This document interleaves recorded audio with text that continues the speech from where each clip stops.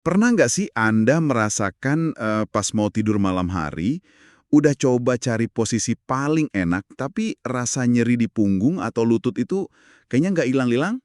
Atau mungkin udah jadi kebiasaan gitu ya, setiap hari harus minum obat pereda nyeri. Nah, sumber yang akan kita bedah hari ini menawarkan sebuah janji yang, wah, menarik banget.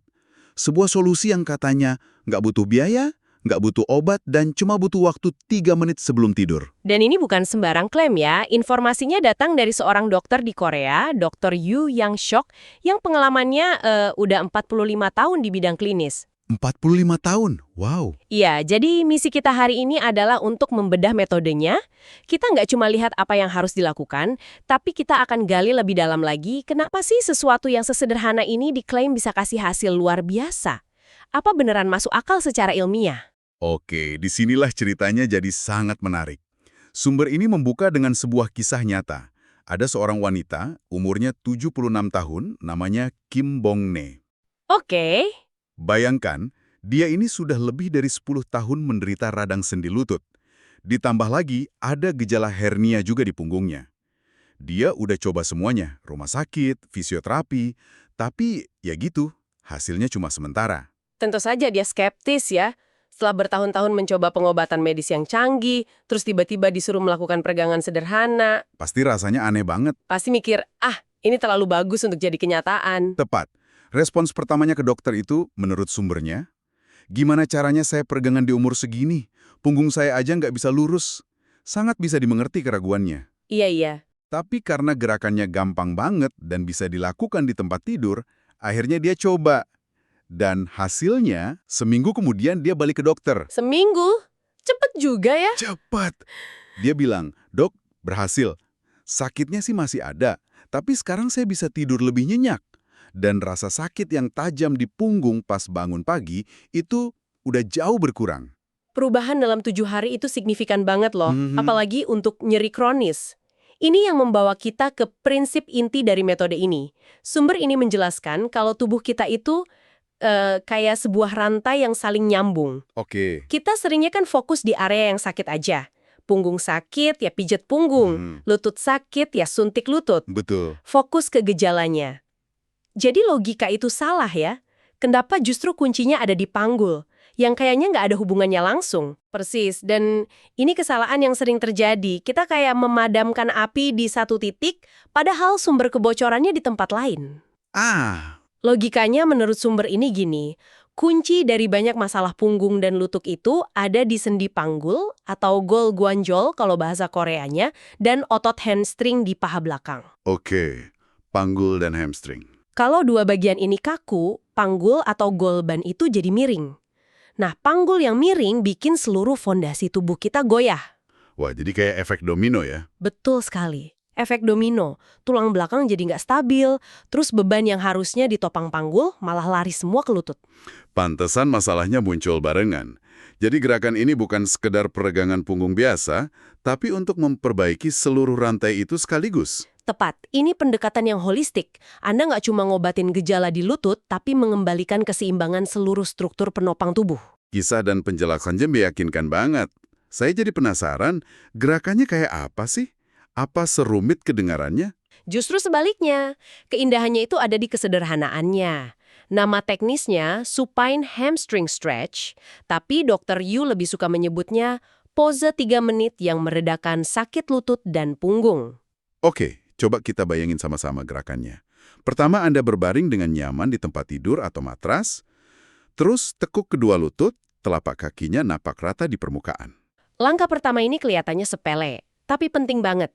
Dengan menekuk lutut, punggung bawah Anda jadi nempel rata di kasur. Ini melepaskan ketegangan awal sebelum peregangan utamanya dimulai, posisi paling aman. Sip.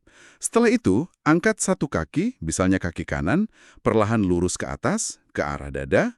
Kuncinya di sini, kata sumbernya, jangan dipaksa. Luruskan lutut sejauh Anda bisa, sampai terasa tarikan yang nyaman, bukan sakit, di belakang paha. Betul.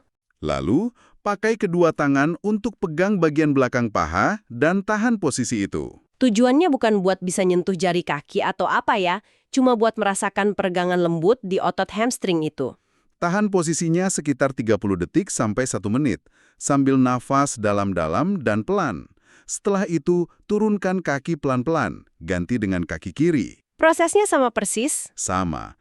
Totalnya mungkin cuma 2-3 menit.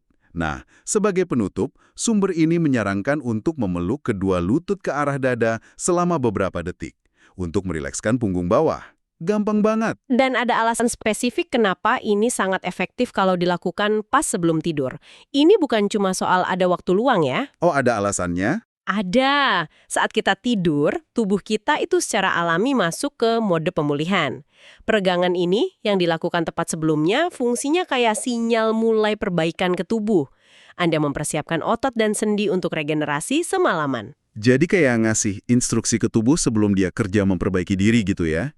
Ada penjelasan biokimianya nggak? Ada, dan ini bagian yang paling menarik. Saat Anda peregangan pelan sambil napas dalam, Anda itu mengaktifkan sistem saraf parasimpatis. Parasimpatis. Oke. Itu sistem istirahat dan cerna di tubuh kita. Kebalikannya lawan atau lari. Aktivasi ini memicu pelepasan hormon endorfin dan serotonin. Pereda nyeri alami tubuh kan? Betul sekali. Sekaligus, ini bantu produksi melatonin, hormon tidur.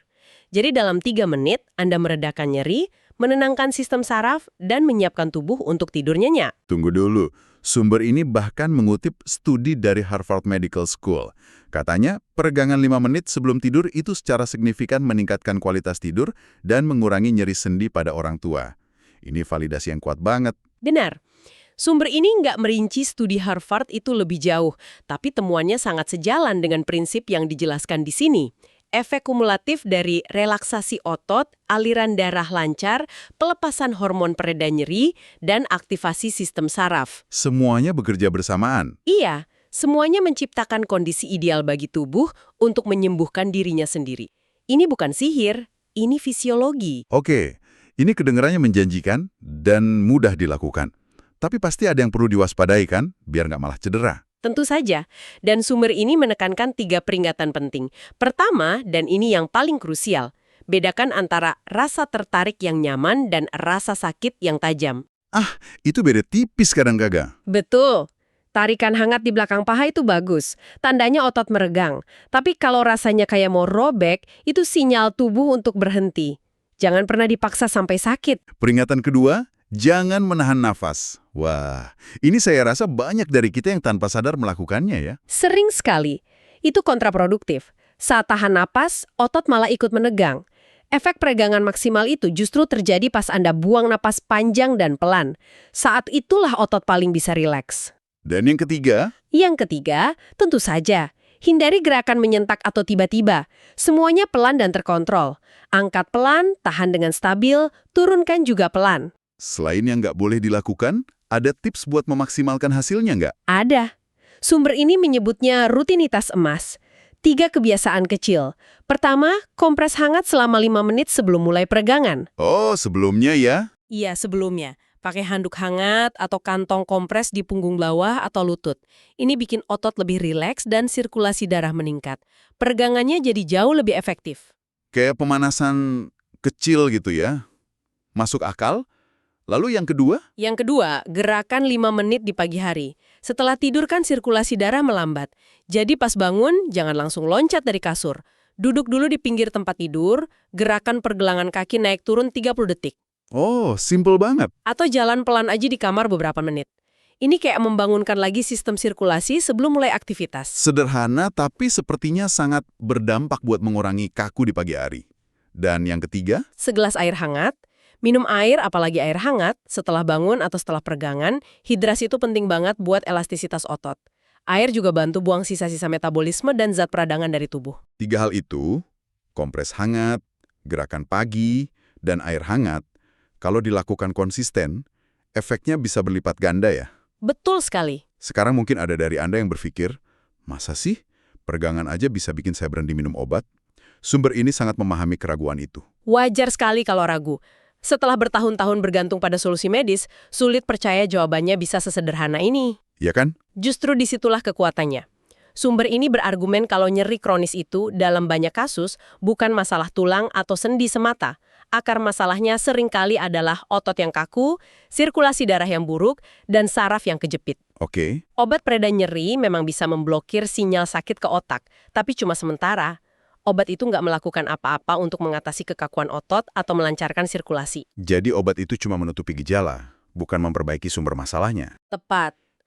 Sementara peregangan yang benar dikombinasikan dengan pernafasan dalam, itu langsung bekerja di akar masalah. Mengendurkan otot, memperbaiki aliran darah, dan melepaskan tekanan pada saraf. Dalam konteks ini, gerakan bukan lagi sekedar olahraga, tapi jadi sebuah bentuk pengobatan. Sebuah pengobatan yang aktif. Ini membawa kita ke poin yang mungkin paling penting dari semuanya. Konsistensi. Sumber ini menekankan berkali-kali bahwa perubahan itu nggak terjadi dalam satu malam. Benar sekali. Tubuh kita butuh waktu buat beradaptasi. Jangan berharap keajaiban setelah 1 atau 2 kali coba. Sumber ini menyarankan untuk berkomitmen setibanya 2 minggu untuk bisa merasakan perubahan yang nyata. 2 minggu? Oke. Kuncinya adalah menjadikannya rutinitas yang nggak perlu dipikirin lagi. Kayak sikat gigi sebelum tidur. Nggak usah mikir harus 1 jam. Mulai aja dari yang paling kecil. 1 gerakan, 3 menit setiap malam. Kalau sudah jadi kebiasaan, tubuh akan ngikutin secara alami ya. Pasti. Jadi, mari kita rangkum. Pertama, nyeri punggung dan lutut itu seringnya bukan masalah terpisah, tapi satu rantai masalah yang berawal dari panggul dan hamstring yang kaku. Betul. Kedua, peregangan hamstring selama 3 menit sebelum tidur bisa mengatasi akar masalah ini dengan merelaksasi seluruh rantai itu sekaligus ningkatin kualitas tidur. Dan yang ketiga, yang paling penting? Konsistensi adalah kuncinya. Betul. Sumber ini pada dasarnya mendorong kita untuk mengubah cara pandang kita terhadap penyembuhan. Daripada cuma bertanya apakah ini akan berhasil buat saya, mungkin ada pertanyaan lain yang lebih dalam. Pertanyaan apa itu? Melihat bagaimana sebuah gerakan fisik sederhana bisa mempengaruhi sistem saraf, hormon, dan kualitas tidur, pertanyaan yang lebih menarik mungkin adalah, kebiasaan kecil lain apa dalam hidup saya yang kelihatannya nggak berhubungan, yang sebenarnya bisa jadi kunci untuk pemulihan dan kesehatan saya secara keseluruhan. Wah, Ini adalah sesuatu untuk Anda pikirkan jauh setelah pembahasan kita ini berakhir.